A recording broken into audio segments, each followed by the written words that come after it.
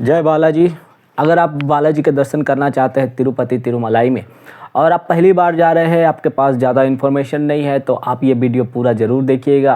I hope कि मैं guarantee देता हूँ कि आपको सारी जो इन्फॉर्मेशन जो आपको ज़रूरी है वहाँ पर यात्रा करने के लिए, वो सब आपको इस वीडियो में मैंने प्रोवाइड करने की कोशिश करी है।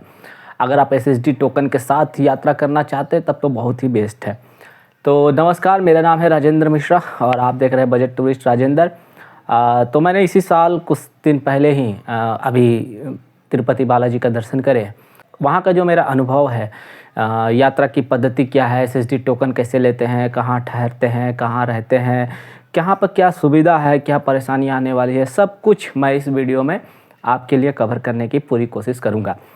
तो मैं मान के चलता हूँ कि आप किसी भी तरह से बालाजी के तिरुपति पहुँच चुके हैं और तिरुपति रेलवे स्टेशन से बाहर आप निकलते हैं। निकलते के साथ ही आपको किसी तरह का कोई टोटो वोटो वगैरह कुछ भी नहीं लेना होगा। अगर आप रेलवे स्टेशन से सामने निकलते हैं तो आपको विष्णु निवासम मिलेगा। आप विष्णु निवासम वहाँ चले जाइए।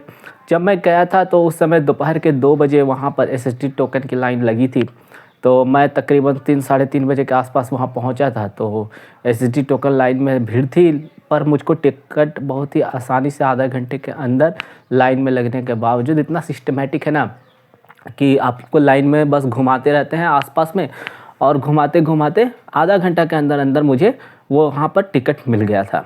और आप जिस दिन पहुँचते हैं उसके अगले दिन का आपको दर्शन का समय मिलता है। तो मेरे केस में मैं 9 तारीख को पहुँचा था और मुझे टिकट के लिए 10 तारीख का समय मिला था, फरवरी महीना का। तो 10 तारीख को हम बालाजी के 12 बजे का दर्शन टोकन में जो टाइम मेंशन था वो मैं 12 बजे का टाइम था उसमें। तो मैंने वहाँ पर ले लिया।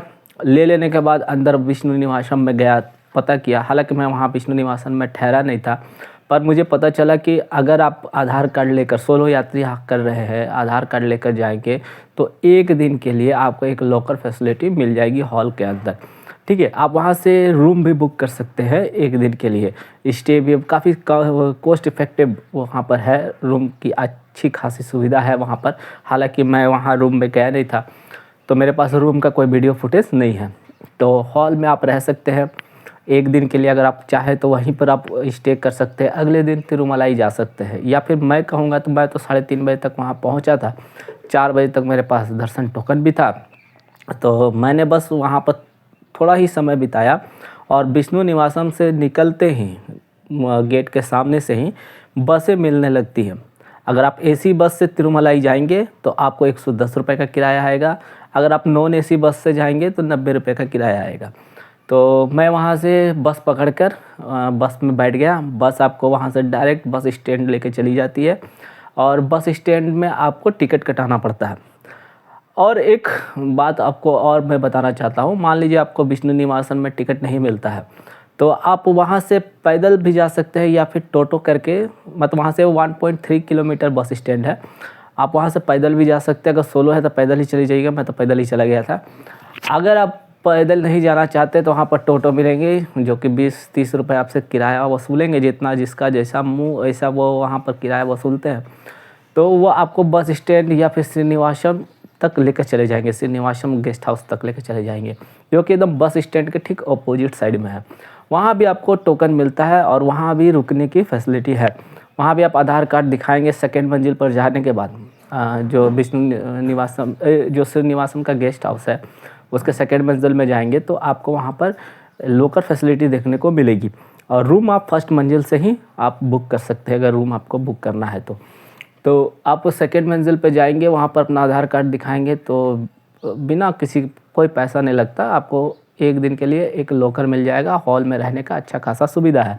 मान लीजिए आपको लॉकर नहीं चाहिए, लॉकर नहीं ले सकते, आप वैसे भी आप उस पूरे आप मतलब इतना बड़ा विशाल वो कॉम्प्लेक्स है कि आप कहीं भी बिछा कर सो सकते हैं। बस अगर आपके पास ज़्यादा लोग हैं तो सामान का आप थोड़ा सा आपको ध्यान रखना होगा। वैसे वहाँ पर सिक्योरिटी काफ़ी अच्छी है, मैंने वहाँ देखा था। आंध्र प्रदेश की पुलिस वहाँ हर पल तैनात रहती है, बीच बीच में आकर देखती रहती है। चारों तरफ पूरे कैंपस में CCTV लगे हुए हैं।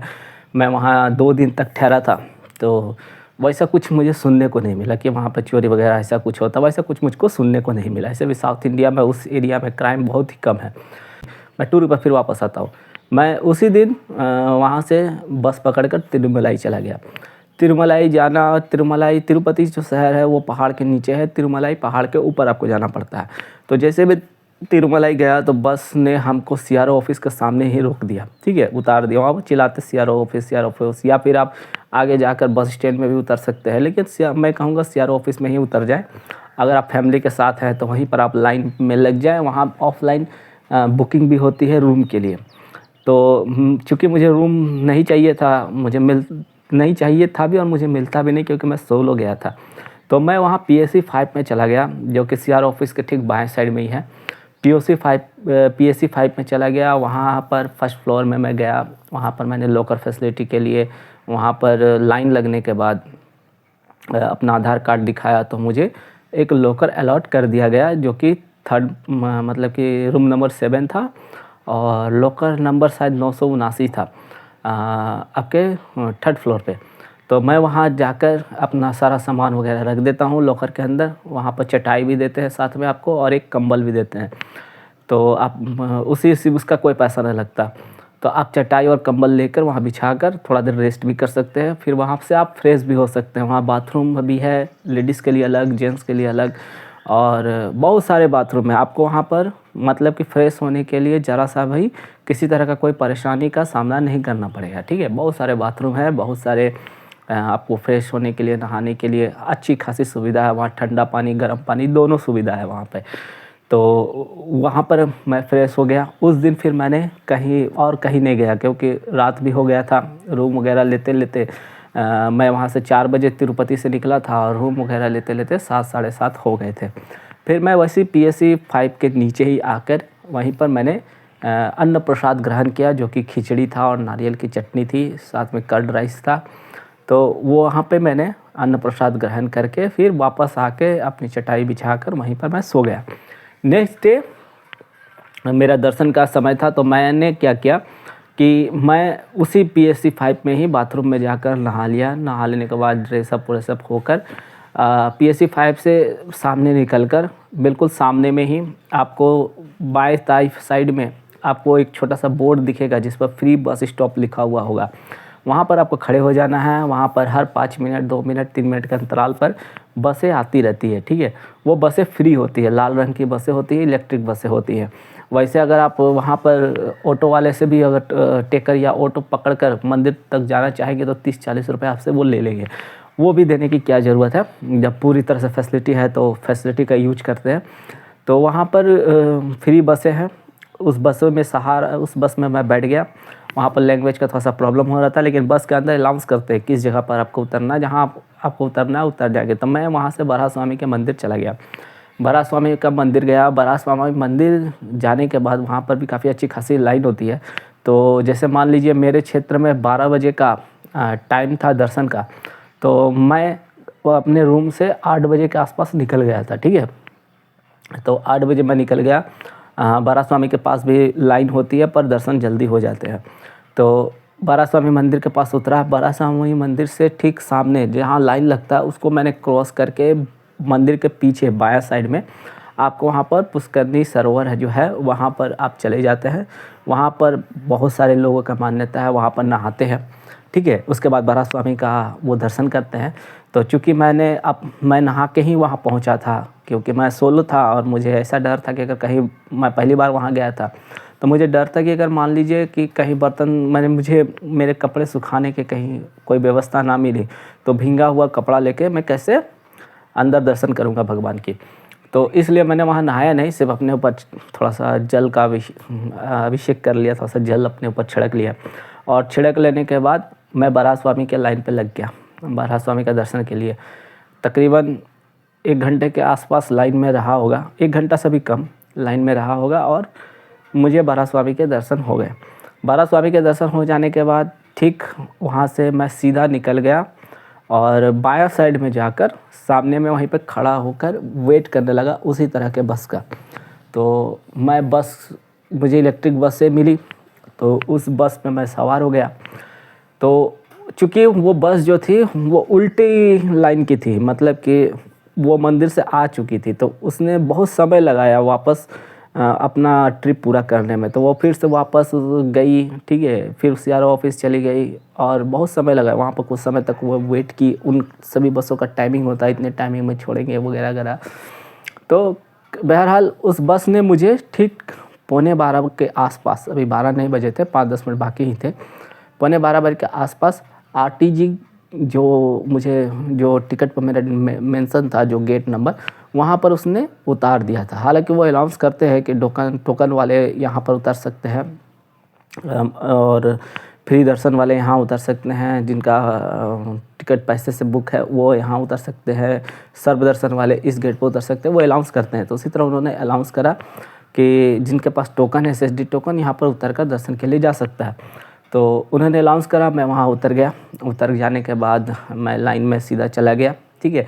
एक बात, ज़रूरी बात याद रखिएगा कि जब भी आप दर्शन के लिए जाए अपने साथ आधार कार्ड ज़रूर रखें। ज़ेरॉक्स भी होगा तो भी चलेगा, ओरिजिनल है तो बहुत ही अच्छा, या प्रिंटेड है तो भी अच्छा। मेरे क्षेत्र में मेरा प्रिंटेड आधार कार्ड था मेरे पास, ओरिजिनल मैं घर पर ही छोड़ के चला गया था, तो वो ज़रूर रखें। तो और साथ में टोकन।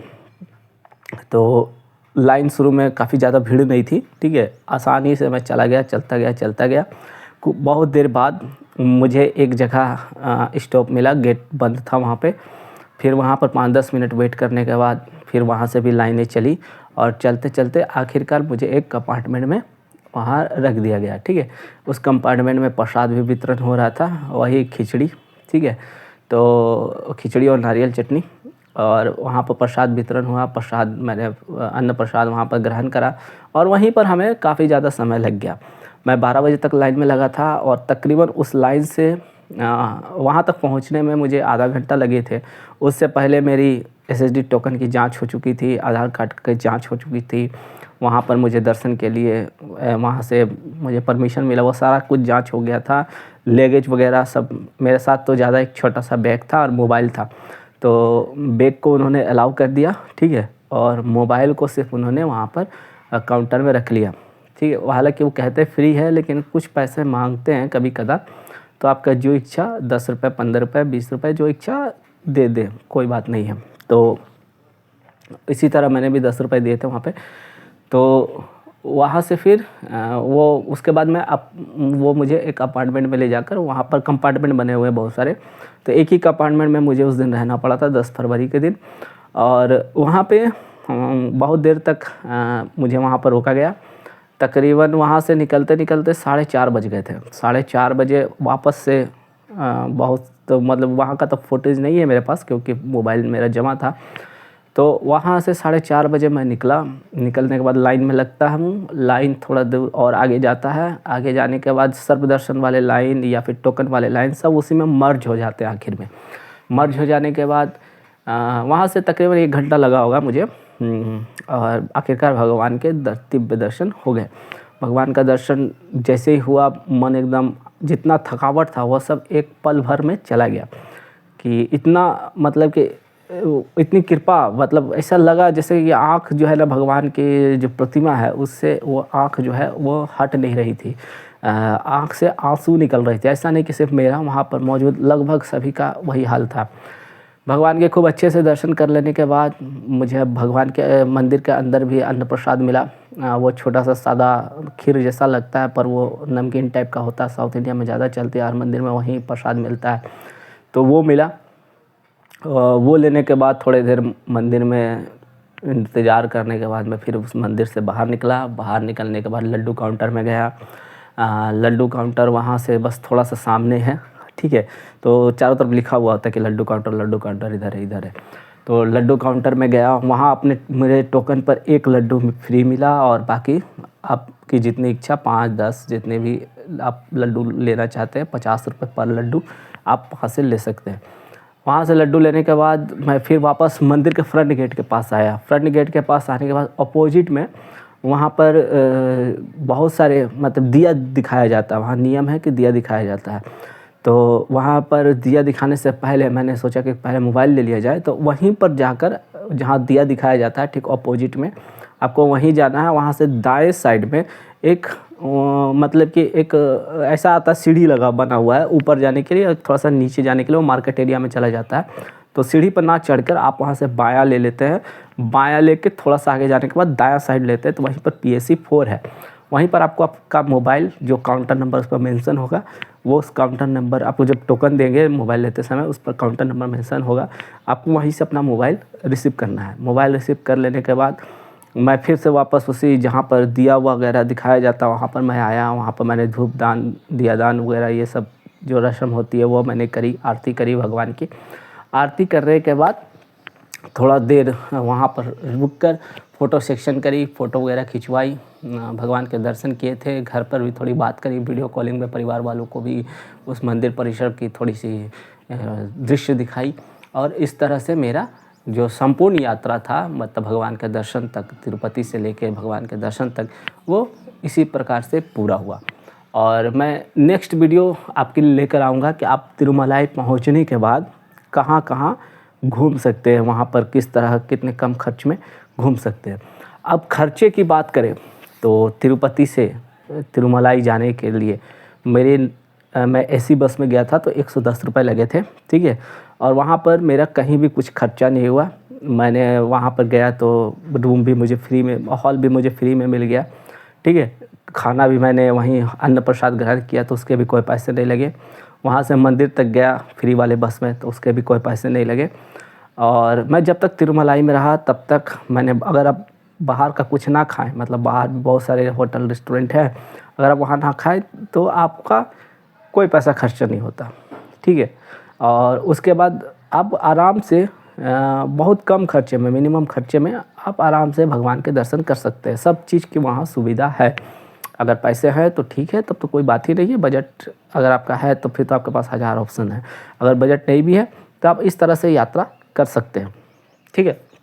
अब बात करते हैं नेक्स्ट वीडियो में, मैं आपसे मिलता हूँ जिसमें मैं बताऊँगा कि तिरुमलाई में आप कहाँ कहाँ घूम सकते हैं, कैसे कैसे घूम सकते हैं, कितना खर्च आने वाला है, क्या बजट होने वाला है। तब तक अपना ध्यान रखिएगा। जय बालाजी। मेरा नाम राजेंद्र मिश्रा। ज़रूर चैनल को जाते जाते सब्सक्राइब कर लीजिएगा। अगर आपको ये वीडियो इन्फॉर्मेटिव लगी होगी तो जाते जाते चैनल को सब्सक्राइब कर लीजिएगा, बेल आइकन क्लिक करना ना भूलिएगा। मिलते हैं अगले वीडियो में एक नई इन्फॉर्मेशन के साथ। तब तक के लिए जय बालाजी।